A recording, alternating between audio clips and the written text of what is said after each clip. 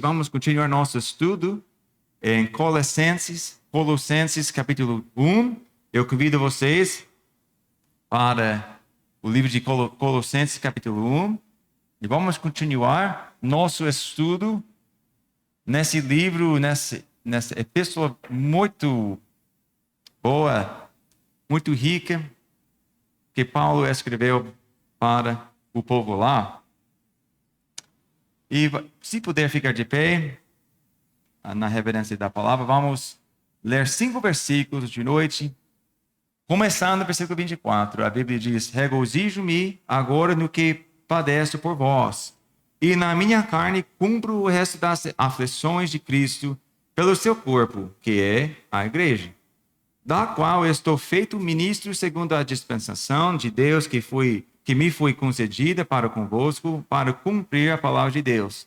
O mistério que esteve oculto desde todos os séculos e em todas as gerações, e que agora foi manifesto aos seus santos, aos quais Deus quis fazer conhecer quais são as riquezas da glória deste mistério entre os gentios, que é Cristo em vós, esperança da glória, a quem anunciamos, admoestando a todo homem e ensinando todo homem em toda a sabedoria, para que apresentemos todo homem perfeito em Cristo Jesus. E para isto também trabalho, combatendo segundo a sua eficácia, que opere em mim poderosamente. Vamos orar. Senhor nosso Deus, já lemos aqui as palavras de Paulo que o Espírito Santo deu para ele para comunicar com seu povo precioso aqui, nessa época, nesse lugar, e anos atrás, mas ainda o Senhor deixou aqui para nós hoje. O Senhor quer comunicar conosco, nos ajude para entender e aplicar a tua palavra. Em nome de Cristo, oramos e agradecemos. Amém. Podeis assentar de noite. Existem áreas e situações onde precisamos avaliar, talvez negociar coisas, tá? Um trabalho tomando conta da nossa vida, precisamos negociar isso, né? Um relacionamento nos puxando longe de Cristo, devemos negociar, devemos pensar nisso mais, né? Mas existem áreas e situações onde não devemos negociar, tipo a vontade de Deus para a nossa vida, olha, nunca devemos negociar isso. E eu falo assim porque achamos Paulo no meio disso, hoje à noite, em nossa passagem. Se você lembra, acabamos de ler semana passada no versículo 23, e vamos ler juntos, só para ficar na mesma página, versículo 23. Se na verdade permanecedes fundados e firmes na fé, e não vos moverdes da esperança do evangelho que tendes ouvido, o qual foi pregado a toda criatura que há debaixo do céu, e do qual eu, Paulo, estou feito ministro. Então, agora presta atenção, estou feito ministro. O que está falando é bem simples. Paulo foi feito ministro de Deus. E ouvimos isso muito no seminário, que não existe chamada mais alta do que a chamada ao ministério. Eu ouvi isso várias vezes. Olha, porque é assim, então. Mas veja o que Paulo está incluindo nessa chamada no ministério, no versículo 24. Regozijo-me agora no que padeço. Rapaz, o que é isso? Alguém aqui gosta de sofrimento? Ninguém? Vocês estão esquisitos, não? Ninguém gosta de sofrimento, não? Olha, segunda-feira eu fui à dentista, mulher, né?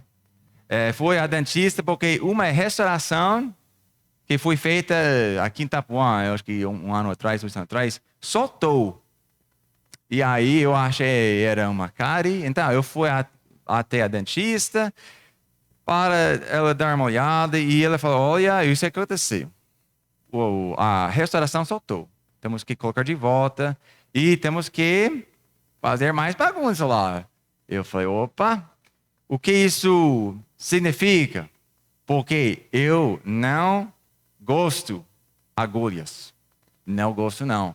Eu falei, vai incluir agulha? Não. Tá, vamos lá, então. Eu deitei assim, ela começou a... fazendo baraco aí na minha dente. E foi bem até o momento. E aí ele falou, fala se você sente dor. Não, meu corpo vai falar. Então, eu vi, porque ela bateu uma nerva, alguma coisa, rapaz, eu quase chorei. Olha, agora vamos pegar agulha. Não, por favor, não. Eu como criança, eu falei, olha, eu me sinto muito doido porque é uma coisinha, mas vai na gengiva. Ai, rapaz, eu prefiro levar um soco na cara do que isso vai enfiando na gengiva. Ixi, não.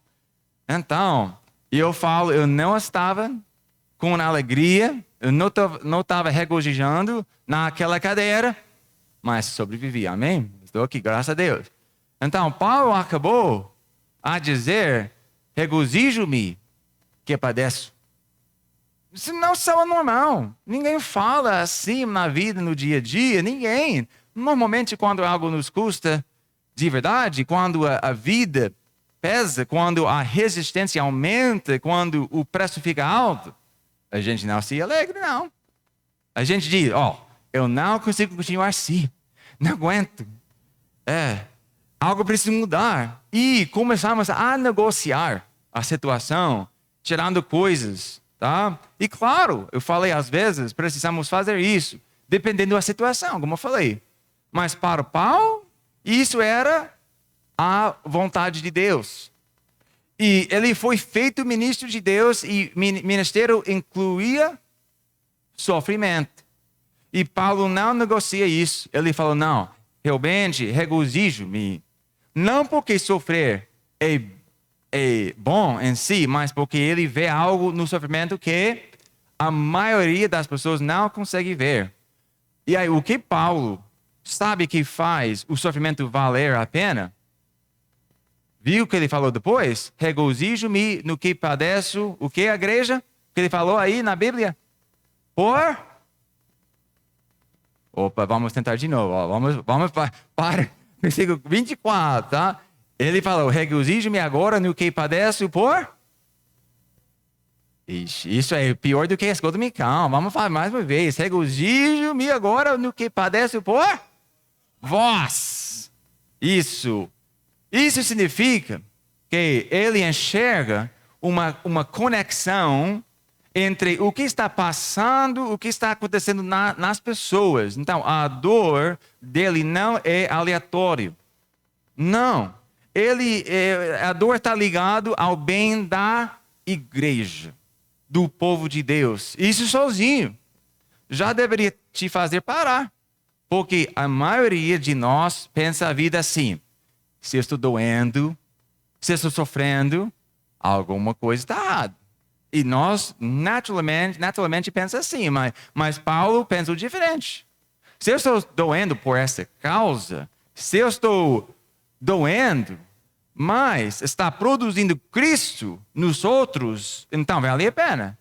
E essa é uma maneira completamente diferente de ver a vida. Então, o que ele falou, ele diz uma coisa ainda mais difícil até entender. Veja, ele falou, por vós e na minha carne cumpro o resto das aflições de Cristo. Olha, se você ler isso rápido, vai entender errado.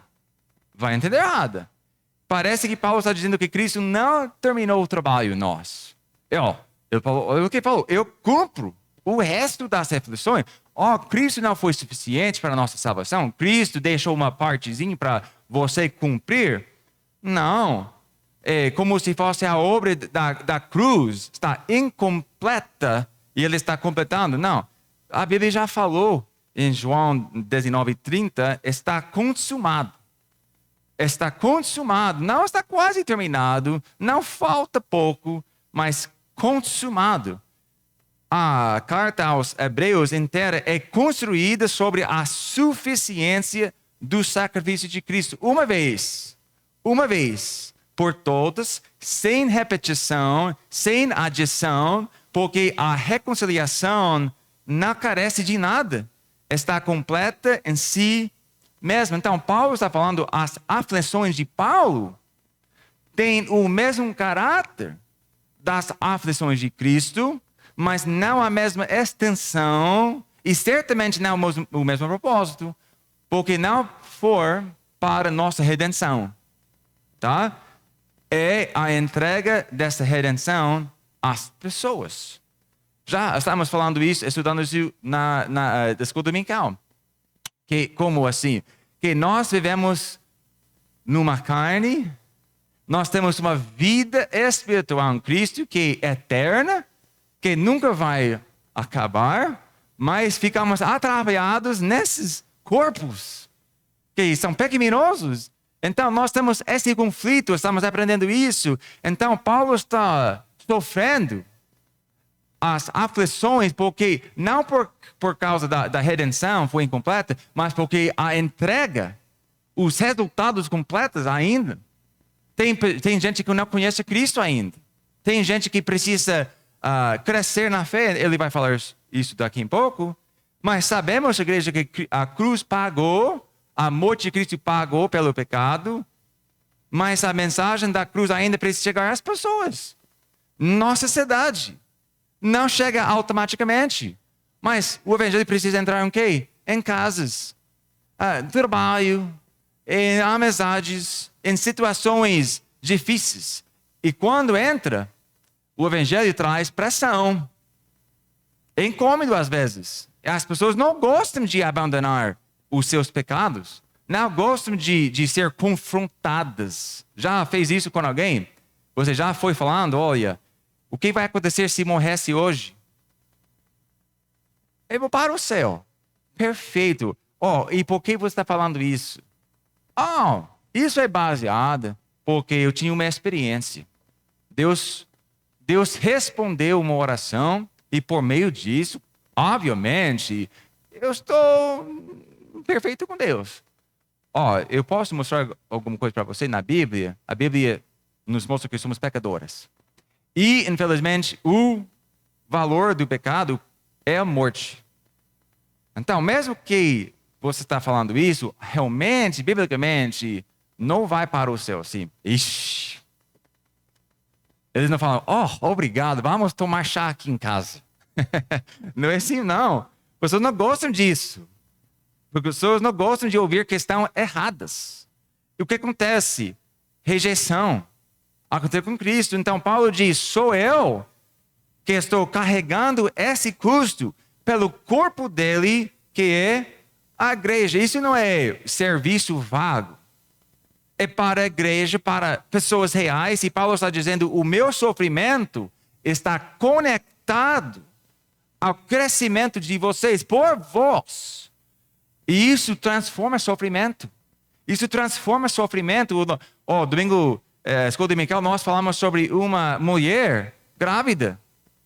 Rapaz, o que leva uma mulher para sofrer horas para dar luz? A alegria do que vai acontecer, não é?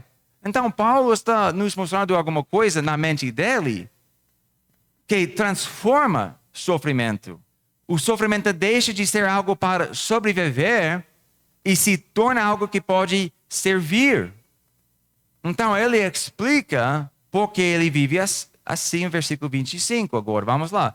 Da qual eu estou feito ministro, ele repete isso, segundo a dispensação de Deus que me foi concedida para convosco, para cumprir a palavra de Deus. Então, essa palavra, ministro, é a palavra que nós temos diáconos, tá? Na grega, então, significa simplesmente servo.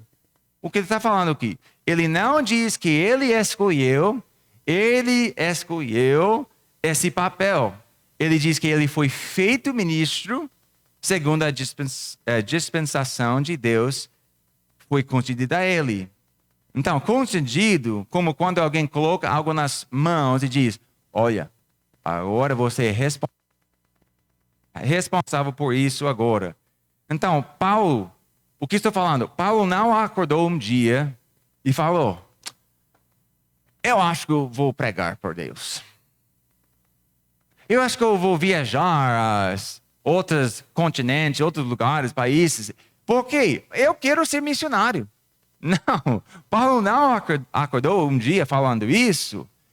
Deus criou ele assim. Deus colocou ele assim. E Deus designou isso por ele. O que? O sofrimento. O sofrimento dele é o custo de uma missão que veio de cima por ele. Tem que sentir o peso disso, a igreja. Um homem padecendo, um homem se regozijando nisso, um homem construindo a vida inteira em torno da responsabilidade. Mas por quê? O que é tão valioso que justifica esse tipo de vida? Paulo ainda não disse. Reparou? Ele continua construindo, criando essa tensão conosco. Veja o versículo 26. O mistério que esteve oculto desde todos os séculos e em todas as gerações e que agora foi manifesto aos seus santos. Agora, ele fala sobre alguma coisa que estava escondido pelos séculos, não desconhecido para sempre, mas não claramente revelado na Bíblia. Algo que Deus planejou desde o jardim, que as pessoas ainda não conseguiam ver com clareza. É manifesto. E agora a atenção está bem na sua frente.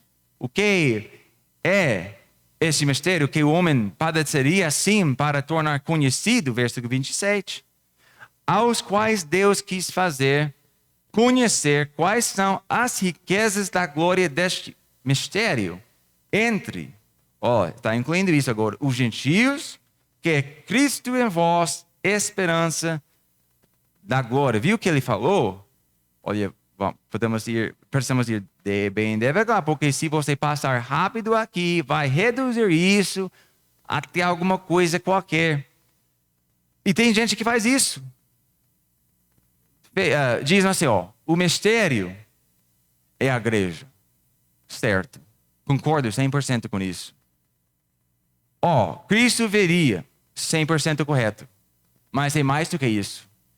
Não somente a igreja, não somente que Cristo veria, porque vocês concordam ou não que o povo de Deus sabia que o seu rei veria?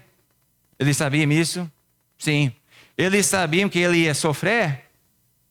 Isaías fala sobre isso. Sua vinda, sua morte, sua ressurreição, isso já estava profetizado. Os profetas já viram isso de longe. Os reis desejaram entender isso, mas isso não era mistério. O que estava escondido era outra coisa. E Paulo explica isso em Efésios 3, 6 e combina aqui. Então eu vou ler para vocês Efésios 3, 6. E ele falou assim, a saber que os gentios, está vendo? Ele fala sobre os gentios e fala Efésios 3, 6. A saber que os gentios são co-herdeiros e membros do mesmo corpo e co-participantes da promessa em Cristo Jesus pelo Evangelho. Então, presta atenção. O mistério era isso, que Cristo glorificado, cabeça de um corpo, habitaria em judeus e gentios no mesmo tempo, sem distinção de acesso, um corpo, um espírito, uma esperança, um Senhor, uma fé, um batismo, um Deus e Pai de todos. Eu estava conversando com o irmão José Carlos sobre isso exatamente, né? Sobre um Pai, um Deus, um batismo, uma fé. Olha, aqui em Colossenses, Paulo dá ao mistério a sua dimensão mais pessoal e mais chocante, que é o que? Cristo com você na vida? Não.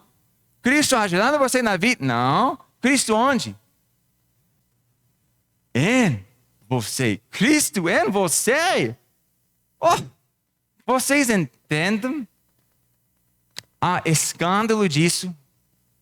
Vocês entendem como isso estava soando aos judeus? Você entenda o escândalo disso? Opa, porque o pastor falou escândalo assim? Porque Paulo estava escrevendo para gentios, para pessoas que no sistema religioso da época eram considerados de fora, estrangeiros, sem aliança, sem acesso. Sabia que no templo de Jerusalém havia uma divisória física separando o pátio dos gentios do resto? Sabia isso? Sabia que havia uma inscrição nessa divisória avisando que qualquer gentio que cruzasse aquela linha seria morto? Pode estudar isso. Pode estudar isso. Então, o que estou falando? Os gentios ficaram fora, distante de Deus, sem esperança e sem Deus no mundo. É assim que Paulo descreve eles em Efésios capítulo 2. Mas agora ele diz, o segredo que o mundo inteiro estava esperando entender é que Cristo veio morar onde? Dentro de vocês. Que mudança na sua vida isso deve criar. Que mudança isso vai criar. Não ao lado de vocês, não acima de vocês, mas graças a Deus Ele mora dentro. Olha, todas as pessoas fora do sistema religioso, colocado de fora, as pessoas que o sistema religioso colocou de lado de fora, se tornaram a morada de Cristo. Não sendo especialistas em lei, não os profissionais da religião, não, as pessoas de fora, as pessoas que não tinham acesso. E cada um de vocês hoje de noite é essa pessoa também, não sabia? Cada um de vocês aqui hoje de noite não estão no centro de nenhum mapa religioso importante. Itapuã não é Jerusalém, não somos a elite de nada aqui. E Paulo diria que isso não é problema nenhum. Porque o segredo de Deus, o mistério de Deus, não foi entregue para os que estavam no centro, foi entregue para os que estavam fora. Nós, Cristo em vós, no plural. Em vocês como comunidade, como povo, como corpo. O mistério não é apenas que Jesus vive no coração individual de cada crente, embora isso seja verdade e maravilhoso. É que ele habita em meio a um povo que o mundo considerava à toa, sem valor. E para o mundo, o que o mundo fala sobre nós? Nas notícias. Eu não sei, eu não fico assistindo as notícias muito aqui, mas eu sei lá na minha terra, como a mídia, como as notícias, eles falam sobre os crentes. Somos uma praga. Somos... deixando o avançamento humano atrás, estamos impedindo coisas, porque nós temos nossa religião, nossas regras, tira tudo, os crentes estão matando o mundo, e é assim. Olha, Cristo habita em meio a um povo que o mundo considerava e considera à toa, sem valor, mas Paulo não para na metade da frase. Cristo em você não é só um fato presente, o que ele falou, esperança da glória. Eu não sei se isso capturou você, mas deixe-me explicar o que isso significa. Cristo em você não é só um fato presente, é uma garantia futura. Como assim? Onde Cristo está, a glória vai. Ele não pode estar em você e você acabar sem glória. É impossível. Então, a sua esperança não está baseada em quanto você orou essa semana, em como se comportou, em quantas vezes falhou, Não, a sua esperança está baseada em quem mora em você ou não mora em você.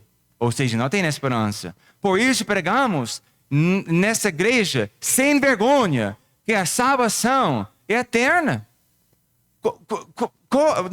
Como não é eterna? Cristo mora em nós. Ele habita em nós. Então, se Ele está em nós, Ele é a esperança da glória. Ele é dentro de nós. E pregamos isso. Que tudo que você pode fazer na sua vida é provar pela sua vida que nunca teve a salvação de verdade. Olha, nossa salvação é eterna, não pode ser perdida. Vou repetir isso. Tudo que você pode fazer, então, é provar que pela sua vida, o quê? Que se você vai assim, você nunca teve a salvação de verdade. Lembra o que Paulo falou no versículo 23? Veja rapidinho aqui, ó. Se na verdade permanecedes fundados e firmes na fé. Então, não vou pregar isso de novo, mas ele já falou isso, tá? Então, por que ele padeceria assim?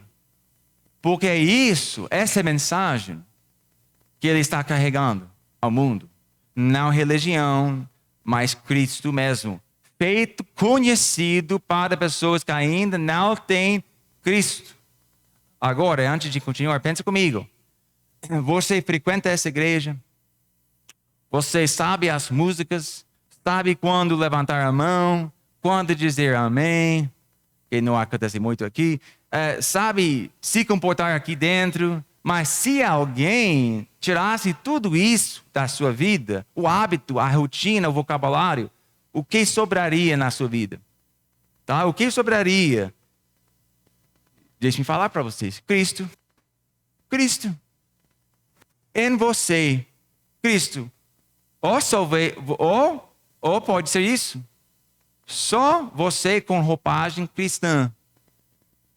É uma das duas coisas. Porque é possível construir uma vida inteira que parece cristão por fora e ainda estar completamente no controle por dentro? Sim. Ainda ser o centro? Sim. Ainda tomar todas as decisões a partir de você mesmo? Sim. Ainda orar só quando precisa de algo? Sim. Ainda abrir a Bíblia só quando a culpa aperta? Sim. Só frequentar a igreja mais fielmente quando está querendo Deus fazer algo por você? Sim. Tipo, Deus é um tipo de brincadeira, ó. Se você faz algo por Ele, Ele vai fazer algo por... Não. Ele é nosso Pai. Ele tem vontade de fazer bom para nós. Já. Então, Paulo não está descrevendo isso. Ele está descrevendo uma nova habitação, um novo centro aos Colossenses. E se isso não é real em você, você não está precisando de mais disciplina, de mais igreja, de mais oração, de mais experiência. O que você precisa hoje de noite? De salvação. Ou seja, de Cristo. Não Cristo como ajuda, não Cristo como alguém por um tempinho, não. Mas Cristo como Senhor, Cristo como Salvador. E Ele, Paulo pregou. E se isso é verdade, se Cristo habita em pessoas, o que precisa ser feito então? E isso nos leva para o versículo 28. A quem anunciamos, abençoando a todo homem e ensinando a todo homem em toda sabedoria para que apresentemos todo homem perfeito em Cristo Jesus. Ele não pregou ideias, opiniões. Olha, quando nós encorajamos nossos jovens para pregar, nós nunca falamos: o que você está vendo na igreja? O que você gosta muito? Pensa nisso e vai procurando passagens que falam uma ideia assim e vai assim. Não. O que nós falamos? nós temos muito trabalho nisso, nós ficamos sofrendo lá.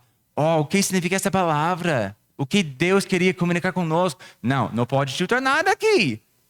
Tem que entender o que Deus falou. Senão, você não deve pregar a Bíblia. Não. Então, o Paulo está falando isso. Ele não pregou as suas ideias, opiniões. Não, ele pregou uma pessoa, Cristo. E reparou que 3 vezes ele falou o quê? Todo o homem. Você acha que Paulo estava sendo repetitivo por acidente? Não. Paulo não tinha crianças para repetir toda vez. Vai lavar isso, vai lavar isso. Não. Paulo não estava sendo repetitivo por acidente. Ele está sendo enfático por vontade. Isso importa porque, lembra o que levou Paulo a escrever essa carta? Os falsos mestres em Colossos ensinavam ao contrário, que o caminho da salvação era tão complexo que só uma elite poderia entendê-lo. Ele falou isso? Eles falaram isso assim: olha, salvação é conhecimento secreto para pessoas especiais. Se você não vai fazer minha lista de coisas, se você não vai cumprir isso, boa sorte. Porque nós conhecemos Cristo, porque nós fizemos tal. E se você quer conhecer Ele, também tem que nos seguir assim. Não. De jeito nenhum. Nunca, jamais. Paulo diz não, negativo. Paulo falou, todo homem. Todo homem. E como ele anuncia Cristo, presta atenção. Admoestando e ensinando. Os dois juntos. Isso é importante. A palavra para admoestando significa isso. Impartir entendimento ou para colocar algo na mente, escuta, e no coração. E no coração. Olha, o objetivo de Paulo não é só para informar. Eu não sei que hoje à noite olha, agora quando você lê a Bíblia, você vai entender melhor Colossenses capítulo 1, versículo 24 e 29. Mesmo que estamos pregando isso. Eu espero que você vai entender melhor, porque estamos fazendo palavra por palavra, frase por frase. Você vai entender melhor, mas isso não é o objetivo. Eu não estou aqui pregando só para vocês entendam a Bíblia melhor em si. Paulo não pregou só para impartir entendimento só. Não, ele queria influenciar a vontade, a disposição, a direção da vida do povo. Do povo. E tem momentos em que alguém precisa ser abençoado. Um homem sentado no pecado, dizendo para si mesmo, não é tão grave não. Só na igreja eles pregam assim, mas não é tão grave não. Olha, igreja, aquele homem não precisa de conforto. Primeiro, ele precisa de alerta. De alerta. Tem momentos, igreja, em que alguém está confuso, fraco, instável. Não precisa de pressão, de combater com eles. Precisa de ensino. É uma questão de ensinamento. E Paulo faz o quê? Os dois. Porque os dois são necessários. O que é necessário? Não é uma aula fria da Bíblia. Mas também não é barulho sem substância. E, meus amigos, não é isso que nós temos muito hoje em dia nas igrejas. Na Europa, muito. Eles ensinam, é bem fria. E tem outros lugares onde eles pregam e pulando e cantando e cuspindo e falam, paz. Mas o que ele pregou mesmo? Eu entendia um pouco do que ele falou, porque a maioria é uma história, uma conta de algo, mas ele pregou a Bíblia? O que ele pregou da Bíblia? Olha, existe uma pregação com emoção sem conteúdo. Existe uma pregação com conteúdo sem emoção. E Paulo negou os dois. A substância é Cristo enraizado nas Escrituras. E essa substância precisa chegar até a vontade, não pode ficar somente na mente. Não pode. Não pode. É o alvo de tudo isso. O alvo de tudo isso é apresentar todo homem perfeito. Perfeito não significa sem falhas. Perfeito no sentido de, ele chegou ao seu destino. Ele é maduro em Cristo agora. Ele é completo. Paulo não está satisfeito que alguém simplesmente recebe o Senhor Jesus como Salvador, não. Ele quer que cada pessoa chegue à maturidade espiritual, que seja apresentada completa em Cristo. Esse é o objetivo que explica o custo do versículo 24. Ele sofre para que isso possa ser uma realidade a todas as pessoas. Agora, versículo 29, para terminar. E para isso também trabalho, combatendo segundo a sua eficácia, que opera em mim poderosamente. Paulo usa duas palavras fortes. A palavra trabalho carrega a ideia de esforço, escuta, até o ponto de exausto. Eu imagino que cada um de vocês já trabalhou até esse ponto na sua vida, exausto. Você foi para casa, nem chegou à cama, você... Rapaz, porque essa vida pode ser assim às vezes, tá? E ele falou também na palavra combatendo, tem a ver com agonia. É combate. Ele sentiu isso por dentro. Isso me lembra de Efésios 5,14. Paulo falou, desperta, tu que dormes. Este mundo quer que você esqueça que estamos numa batalha. Olha, este mundo quer que você fique tão enrolado na sua vida, nos seus confortos, nos seus filmes, nos seus sonhos, que é como se você estivesse dormindo espiritualmente para tudo que está acontecendo ao redor. E a cada dia fica mais fácil perseguir os seus sonhos. E na luta para chegar lá, você sofre. Para realizar seus sonhos, você sofre. Não pela vida de outros, mas pelos seus sonhos. E nós ficamos assim. E Paulo falou o que para os crentes? Esperta! Tu que dormes. Paulo sofreu pelo corpo de Cristo, pela igreja, por pessoas que ainda não têm Cristo. E a igreja, hoje de noite, estamos numa batalha. Talvez você está exausto. Então, Paulo estava também, mas veja o que ele falou. Combatendo segundo a sua eficácia. Não é minha. A sua, que opera em mim poderosamente. Paulo está trabalhando com a força de Cristo e dependência total operando através de esforço real. E aqui está uma das coisas mais difíceis da vida cristã para explicar. Não? Tem gente que espera que Deus faça tudo sem que ela precise fazer nada. E chama isso de quê? Fé. Eu vou esperar. Deus vai mandar mulher para mim, para casar, o homem para mim, Deus vai mandar trabalho para mim, eu vou ficar aqui orando. Eu tenho tanta fé. Não. E tem gente que espera que Deus faça tudo sem que ela precise fazer nada.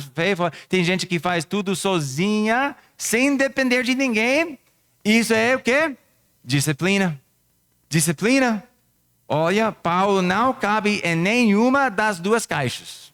Não, ele combate com tudo que tem, mas reconhece que esse poder não veio dele, veio do Espírito, e o Espírito opera nele poderosamente. De onde você está tirando essa energia na sua vida cristã? Você está cansado? Provavelmente já cansou. Aquele cansaço de nunca fazer o suficiente, esse é o sintoma de alguém tentando viver por conta própria, Uma vida que só funciona de dentro para fora. O que Jesus falou para você? O que Jesus fala para você? Vinde a mim todos que estáis cansados e oprimidos, e eu vos aliviarei. Ele falou a essas pessoas. Então, Paulo não estava correndo atrás de Cristo. Cristo estava fazendo o quê? Operando dentro dele. E Paulo estava deixando isso acontecer enquanto combatia com tudo, escute, que ele tinha. A vida cristã não é você se esforçando para alcançar alguém distante. Não, é você combatendo com o poder de alguém que já está dentro, Jesus Cristo. Tá? Então, Paulo padece porque foi encarregado do mistério. O mistério é Cristo em vós, e por causa disso ele anuncia, ensina, combate para que pessoas sejam apresentadas perfeitas em Cristo. Isso é o que ele falou no versículo 24 e 29. Agora a pergunta cai sobre você. A pergunta cai sobre você agora. Se Cristo está de verdade em você, escuta o que eu vou perguntar. Por favor, não me mal entende. Escuta o que eu vou perguntar aqui. Não estou perguntando com alguém na mente, em particular. Eu faria as mesmas perguntas se eu estivesse em outra igreja hoje de noite pregando. Porque as perguntas que eu vou fazer vêm da mensagem, vêm das conclusões das palavras de Paulo. Se você está de verdade, se Cristo está de verdade em você, como a sua vida pode continuar centrada em você mesmo? Pense nisso, igreja. Eu estou me perguntando também. Como a sua vida pode continuar centrada em você mesmo? E Cristo está dentro de você? Como a verdade pode ficar em silêncio? Como a igreja pode ser opcional na sua vida? Eu vou, não vou. Vou, não vou. Como é que a igreja, o corpo de Cristo, que habita em você, você está falando o quê? A Deus de tudo está dentro de você, e você olha para o seu corpo, a igreja, que ele morreu por essa igreja, e vai dizer, hoje eu não vou. Tá, se você está doente, entendo. Se você tem um trabalho que não pode escapar, eu entendo. Mas só por causa de lazer, outra coisa, eita.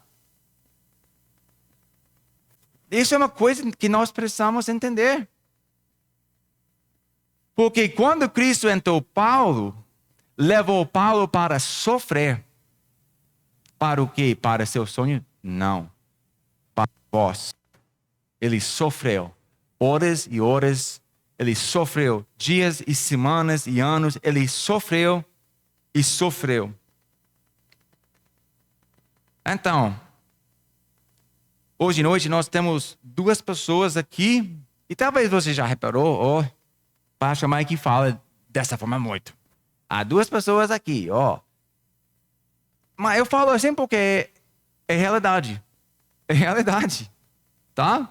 A primeira, o crente cristão cansado.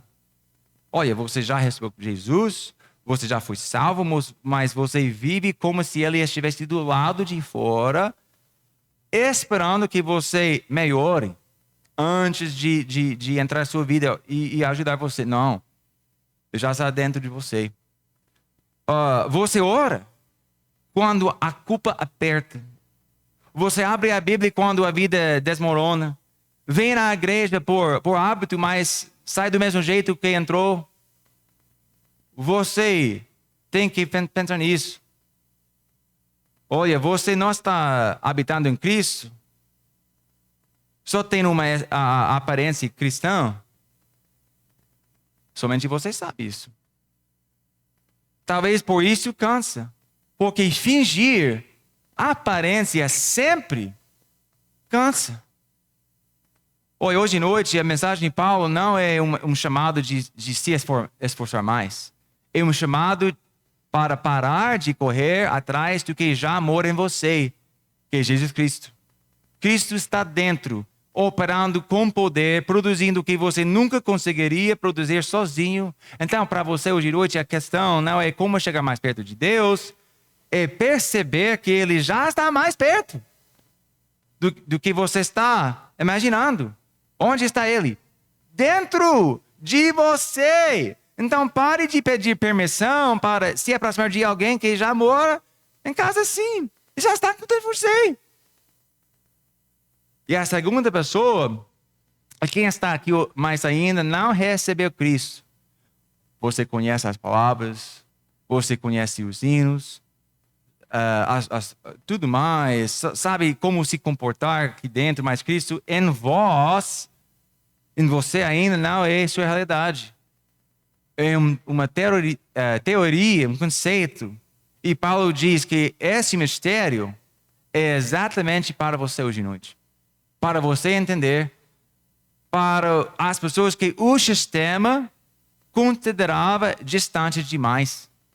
Para os gentios, para as pessoas que não mereceram. Ou seja, para você. Para você, o mistério de Deus, e Ele quer e Ele pode habitar em você. Você não precisa de alguém para chegar a Cristo. Para chegar a Deus, não. Somente Jesus. Você não precisa de padre, papá, não. Você precisa de Jesus Cristo. Ele pode salvar você. Ele quer salvar você. E Ele vai salvar você. O quê?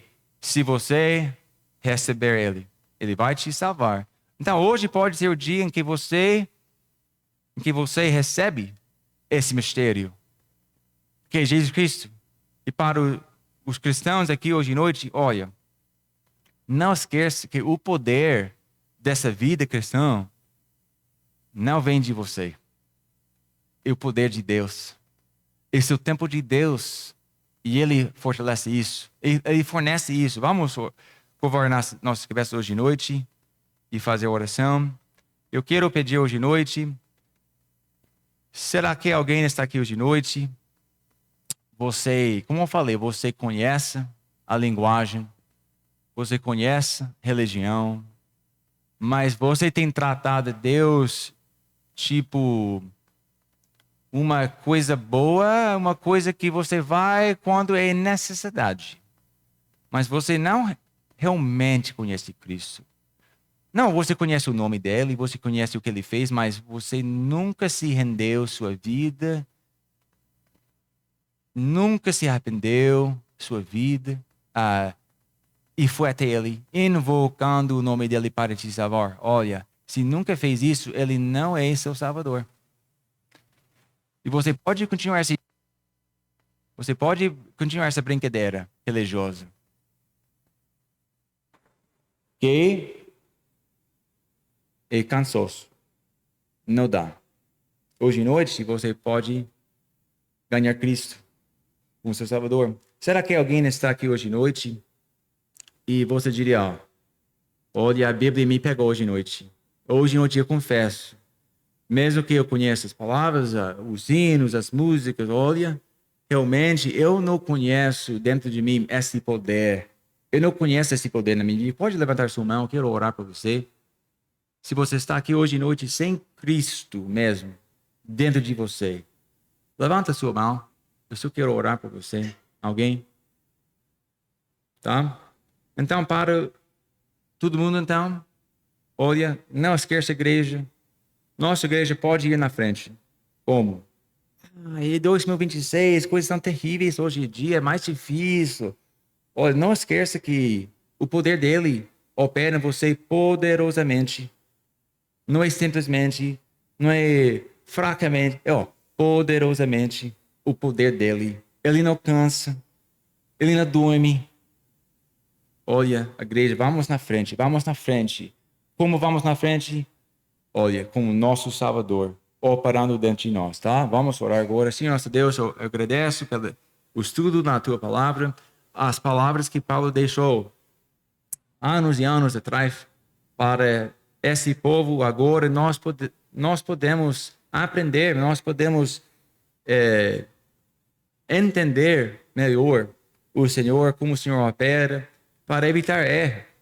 Nós podemos realmente fazer muito para o Senhor. Com nosso poder, não, mas pelo seu poder. Nos ajude, ajude a sua igreja para cumprir essa vida que o Senhor nos deu, que nós venhamos padecer para outros, por eles, por Itapuã, que seu povo aqui tomaria essa atitude sobre a sua cidade de Itapuã. Em nome de Cristo, oramos.